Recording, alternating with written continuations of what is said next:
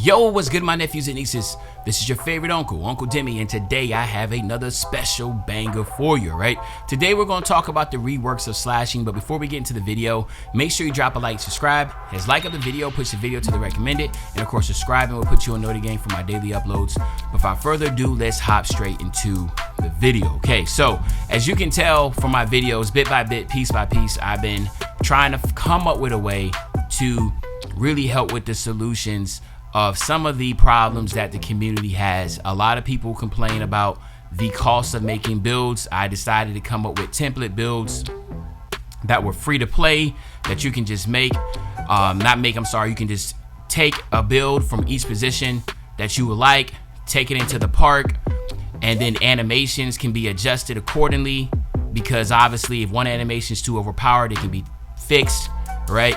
And then of course the big thing is that the issue that a lot of people have is they want to have a superstar build that can do everything. Then my response is no problem. Okay, get the template build, work hard on that build, grind it out, and then of course something as like a legend or whatever like that will allow you to be a true, for the first time ever in 2K history, you can have like a real legit Steph Curry, Michael Jordan, Kobe Bryant, LeBron James, Wilt Chamberlain, Shaquille O'Neal. You could do that, right? I think that will be something that'll be really good and refreshing for the game, okay? So I have mentioned these all the time. Now, of course, these are very ambitious ideas. That does not mean that it's going to happen, but I do not think a lot of people are going to disagree with the fact of that it has been getting ridiculous for the cost of just playing this game, and there is ways for 2K to monetize this game without having to put us in position to where we have to pay so much money on builds, and then all of a sudden we find out halfway through, the second week of the game release that our build is no longer viable.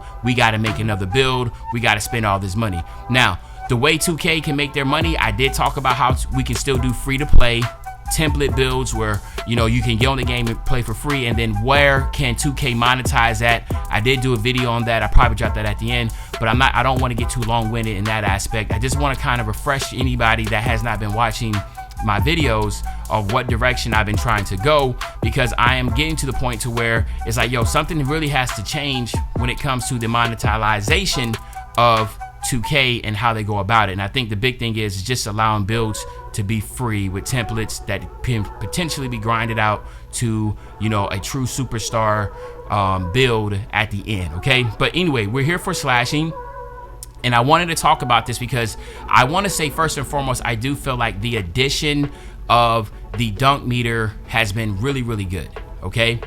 The ideal of it has been good. I feel like standing dunks are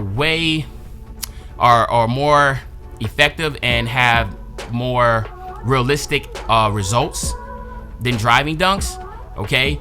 Standing dunks, in my opinion, were really, really strong this year. I don't think anybody can disagree with that. I mean, you're probably better off having a higher standing dunk than driving dunk, and I don't think that that's something that should be for 25, right?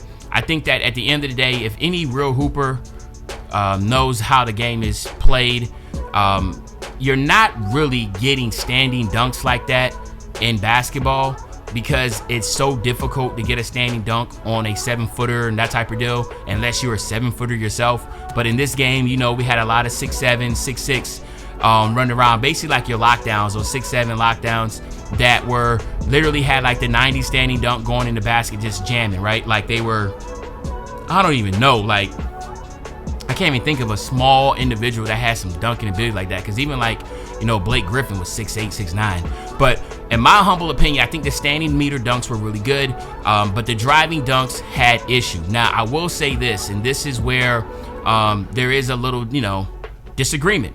So this idea that the dunk meter absolutely vanishes, even if you're on a 6'6" pure slasher and you're going up against a 5'9" Spud Webb and it disappears, I'm literally going to tell you that I was told that was on purpose because they wanted it to be a skill gap and not be abused.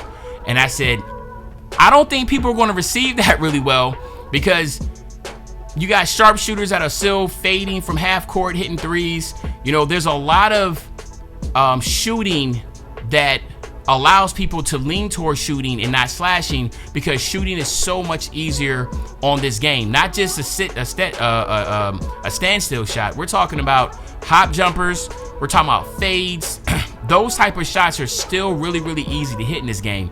And for some reason, slashers that put in a lot of, you know, money to get a 97 driving dunk, to get precision dunker in Hall of Fame, they don't get rewarded by that, because only time you really can get a dunk is if you have somebody on your hip to get the big meter.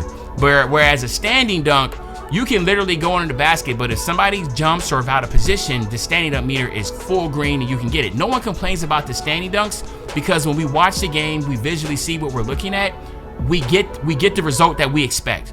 But when we're playing with our slasher driving to the basket and we see this little 6'3" guard in the paint and we try to do a pro stick dunk and the meter is literally small, then we have an issue with that, because at the end of the day, you know, there's no way, shape, or form someone should have a 97 driving dunk and you go up against a small defender that doesn't even have any interior and your dunk meter, your green meter is non-existent. So that needs to be fixed like yesterday, okay? So in NBA 2K25, you should expect to have a massive difference when it comes to your interior defense and getting dunks, right? That will be if you look at the way the game for each year to year, when there's massive issues the community have, expect that to be fixed. So expect if you have a high driving dunk and you're going up against a small defender or a defender that has very low interior defense. So if you make a 7-foot center and you have no interior defense, expect to get dunked on, okay?